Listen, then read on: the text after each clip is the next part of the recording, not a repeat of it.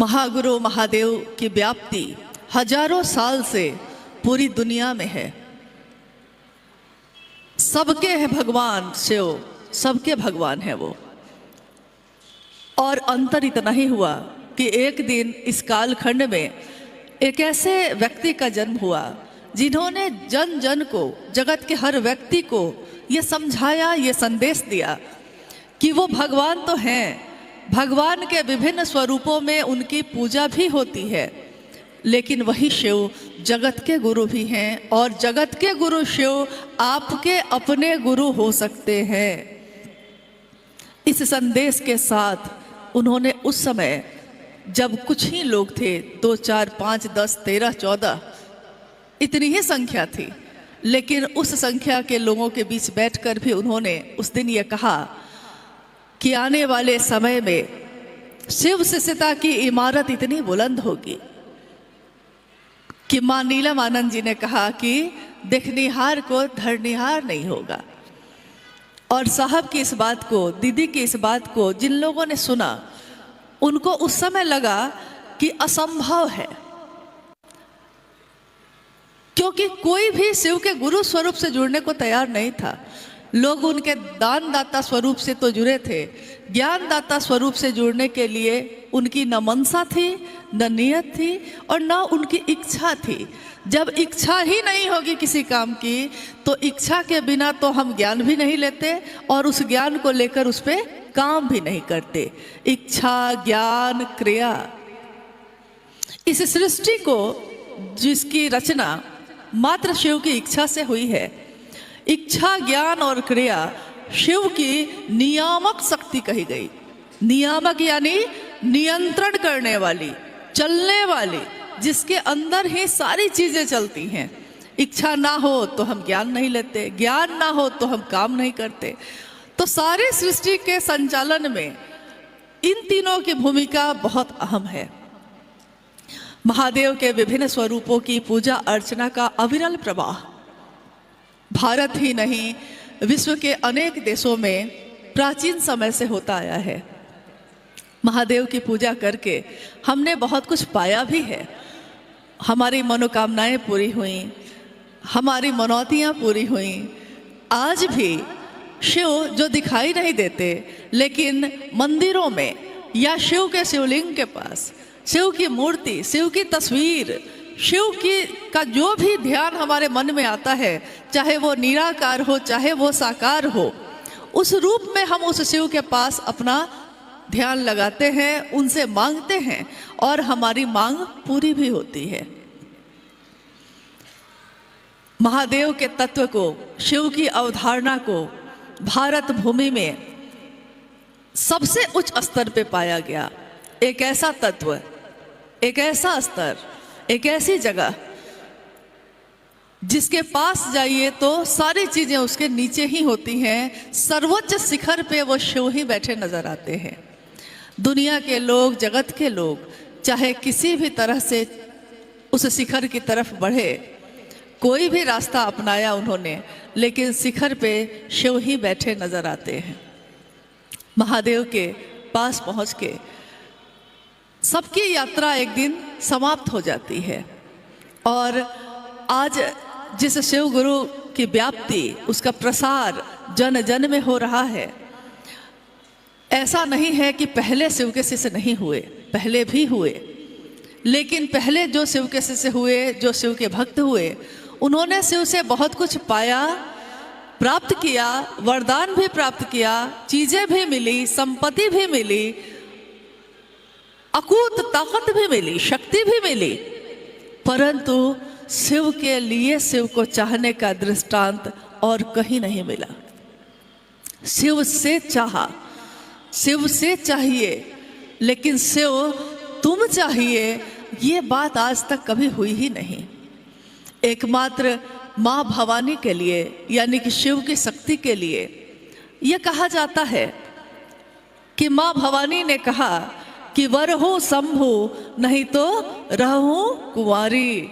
वरण करेंगे तो शंभु तुम्हारा और नहीं तो कुंवारे ही रहेंगे, लेकिन दूसरा कोई नहीं। एकमात्र विकल्प शिव है और कोई नहीं। जब हम तंत्र का साहित्य या आध्यात्म का साहित्य जो उपलब्ध है उसको देखते हैं, उसमें सर्वप्रथम देव यानी प्रथम देव, प्रथम गुरु शिव को कहा गया है, ये देखते हैं। और शिव और भवानी के संवाद पे आधारित वो पूरा का पूरा साहित्य ही है, जिसका प्रारंभ इसी से होता है कि महादेव से माँ भवानी उनकी शक्ति कहती हैं, ओ लॉर्ड व्हाट इज तंत्रा, हे शिव, हे भगवान, तंत्र क्या है। और भगवान शिव उत्तर देते हैं, देवी, तंत्र is nothing but only love and surrender. तंत्र और कुछ भी नहीं है, प्रेम और समर्पण के सिवा।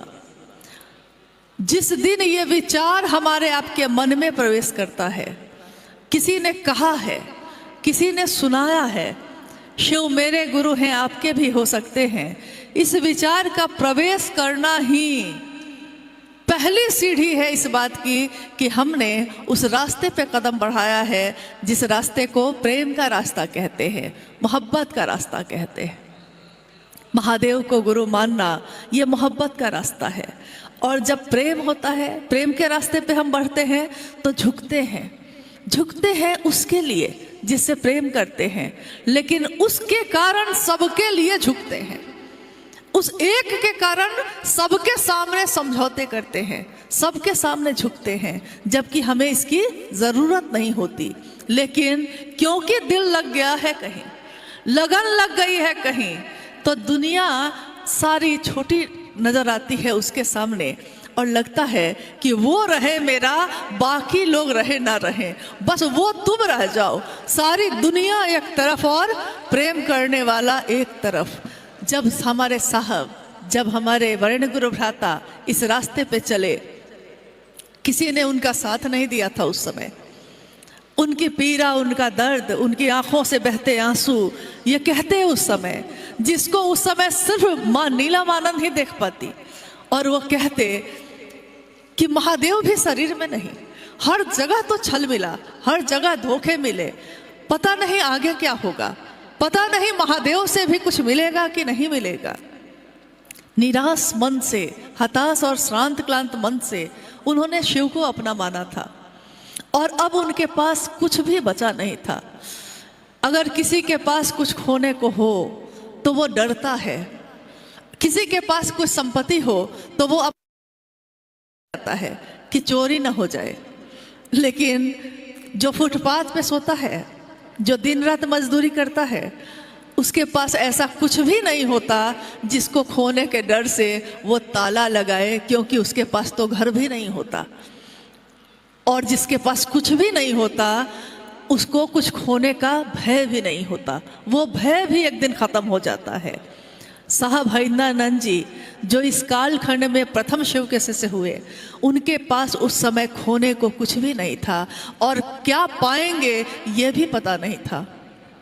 सन 1974 में उन्होंने शिव को अपना गुरु बनाया, लेकिन अगले 8 वर्षों में उनके जीवन में इतनी घटनाएं हुई, इतनी चमत्कारिक घटनाएं हुई कि बस उन्होंने माना था अपना शिव को, लेकिन जो वो सोचते सो होने लगता, जो वो कहते सो होने लगता।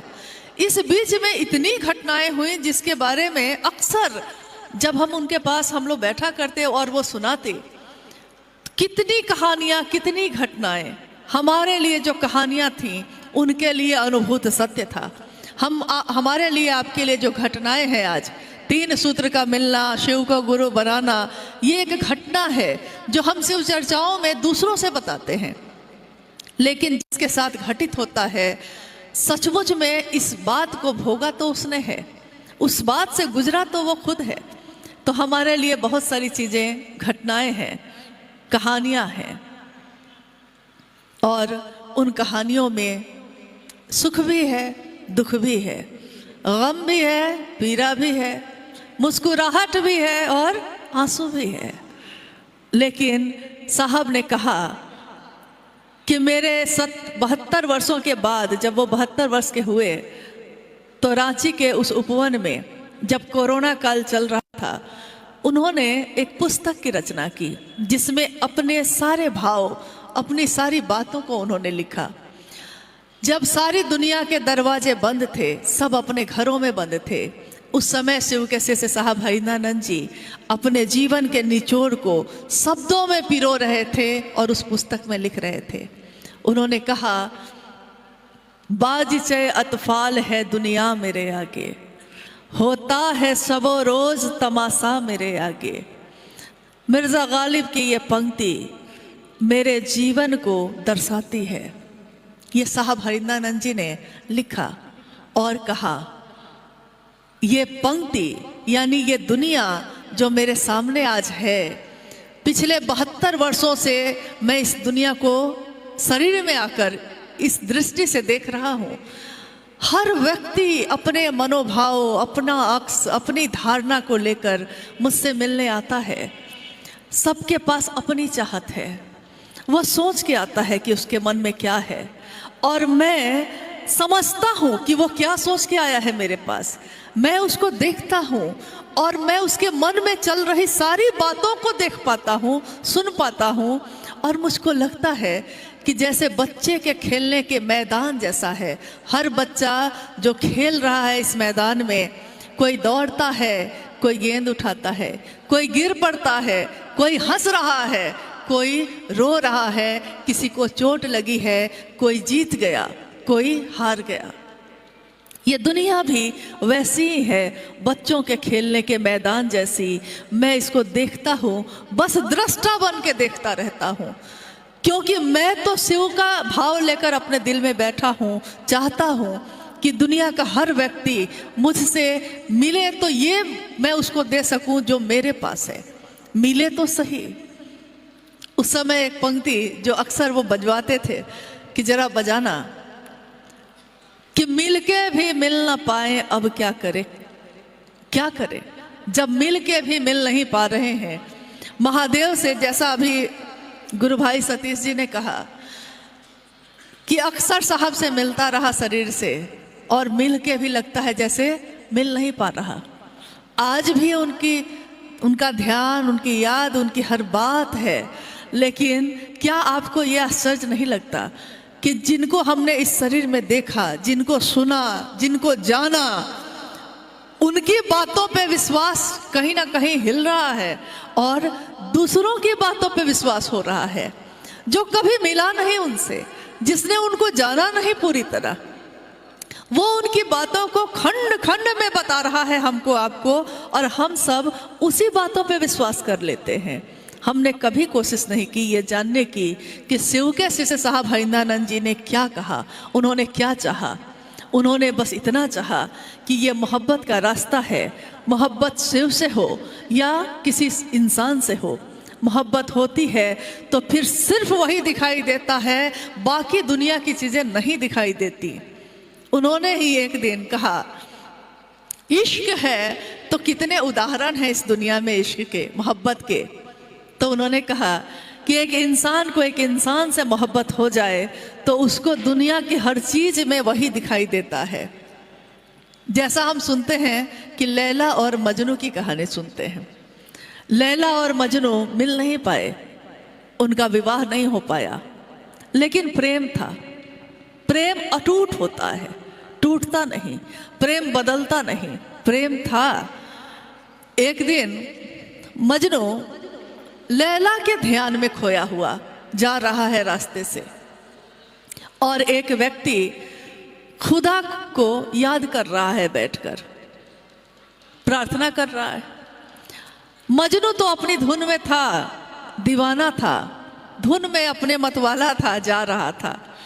उसी धुन में वो उस चादर को अपने पैरों से रौंदता हुआ गुजर गया जिस चादर को बिछाकर वो व्यक्ति बैठा था।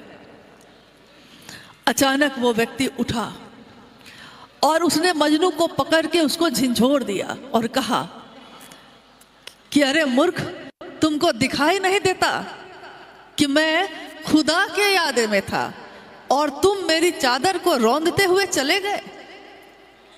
मजनू रुक जाता है और आश्चर्य से उस व्यक्ति को देखने लगता है। फिर वो दोहराता है कि तुमने मेरे ध्यान को भंग कर दिया, मैं तो खुदा की इबादत कर रहा था। मजनू कहता है, एक लैला के इश्क में मैं हूँ, एक लैला के प्रेम में मैं हूँ, तो मुझको इस सड़क पे, इस आसमान में, इस पेड़ में, इस पेड़ की पत्ती पत्ती में वो लैला ही दिखाई देती है और कुछ भी नहीं। हुजूर, आप तो खुदा की इबादत में थे, आपको मैं कैसे दिखा? हमारी आपकी आज हालत ऐसी ही है। हम सब कह रहे हैं, सब के सब हम कह रहे हैं कि हम महादेव की बात करते हैं, हम साहब हरिंदानंद जी की बात कहते हैं, जिन्होंने शिव को जमीन पे उतारा है। कितनी बड़ी बात, इतनी बड़ी बात कहने वाले लोग, इतनी बड़ी बात सुनने वाले लोग, उनको हर चीज दिखाई दे रही है, सिर्फ वो महादेव दिखाई नहीं देता, सिर्फ साहब हरिंदानंद जी का वो दर्द, वो पीड़ा दिखाई नहीं देती। माँ नीलमानंद का अपने जीवन की आहुति दे देना शिव शिष्यता में, ये दिखाई नहीं देता। ये दिखाई देता है कि कौन क्या करता है। जिसने कभी जाना ही नहीं, दुनिया किसी से खुश हुई है? दुनिया तो ईश्वर से खुश नहीं हुई। दुनिया में कितने लोग हैं जिसने पैदा किया, माँ बाप से दुखी, बाप अपने बेटे से दुखी, भाई अपने भाई से दुखी, कोई किसी से खुश नहीं, कोई किसी की प्रशंसा नहीं करता, कोई किसी की अच्छाई नहीं कहता। ये इंसान में एक अजीब सी बात है कि हम में से हर व्यक्ति चाहता है कि जो सामने वाला है वो मुझको प्रेम करे, वो मेरा आदर करे, वो मेरा सम्मान करे, वो मेरी पीड़ा को समझे, लेकिन वो खुद उसकी पीड़ा को समझने को तैयार नहीं है। हम समझें लेकिन आप नहीं समझिए। आपके आंसू को कोई पोंछे, लेकिन अगर दूसरे के आंखों से आंसू बहते हैं तो उसके आंसू पे भी आपको विश्वास नहीं। आपको लगता है कि ये भी तो नाटक ही करता होगा, क्योंकि अपने दिल से जानते हैं आप दूसरे का हाल। कभी कभी सुना है आपने कि कोई अगर चोरी करता हो तो उसको दुनिया का हर व्यक्ति चोर ही नजर आता है। जो खुद व्यापार में बेईमानी करता है उसको हर व्यापारी बेईमान ही नजर आता है। जो खुद शिव चर्चा का व्यापार करता होगा उसको तो हर शिव चर्चा, हर शिव की बात करने वाला व्यापारी ही नजर आता होगा, लेकिन जो शिव के लिए शिव को देखता होगा उसको तो हर व्यक्ति में वही शिव दिखता होगा।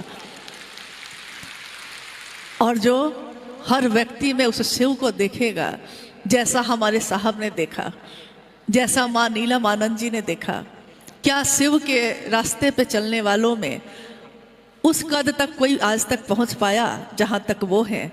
और वहां तक पहुंचने वाले साहब और दीदी को हम सबों ने देखा कि वो झुके। क्या उनको जरूरत थी ये पूछने की किसी से कि कभी वो पूछ रहे हैं कि महादेव का काम कैसा चल रहा है, और कभी वो पूछते हैं कि तुम्हारा क्या हाल है? वो कैसे जानते हैं? जिसने बनाया है हमको आपको, सिर्फ वही हमारे रहस्य को जान सकता है, दूसरा कैसे जानेगा? जिसने वीडियो का कैमरा बनाया है वो जानता है कि इसके एक एक पार्ट्स में क्या गुण है और क्या अवगुण है। जिसने इंसान को बनाया है वो जानता है कि इस इंसान के दिल में क्या चलता है, इसके दिमाग में क्या चलता है। 10,000 वर्ष के बाद भी ये जीवात्मा क्या सोचेगी महादेव जानते हैं। तो क्या महादेव को नहीं पता है कि शिव के रास्ते पे चलने में कितनी बाधा आएगी, कितनी रुकावट आएगी, कितने उतार चढ़ाव आएंगे? महादेव जानते हैं, लेकिन उन्होंने कुछ नहीं कहा, मौन है, गुरु मौन है। और जिस दिन शिष्य भी मौन हो जाएगा, मतलब बाहर की हलचल खत्म हो जाएगी, हमारा मन शांत हो जाएगा। और ये कब होगा? जब हम महादेव से जुड़ेंगे। महादेव से जुड़ने वाले का मन शांत होता है। बाकी दुनिया में तो हलचल है, आप दुनिया में जुड़ते रहिए, रक्त बीज की तरह ये इच्छा पैदा होती रहेगी। एक खत्म होगी दूसरी शुरू होगी, एक हलचल खत्म होगा 3 और पैदा होगी। एक जगह ही आश्रय है और वो मात्र शिव की दया का आश्रय है, जहाँ जाके हमारा मन शांत होता है।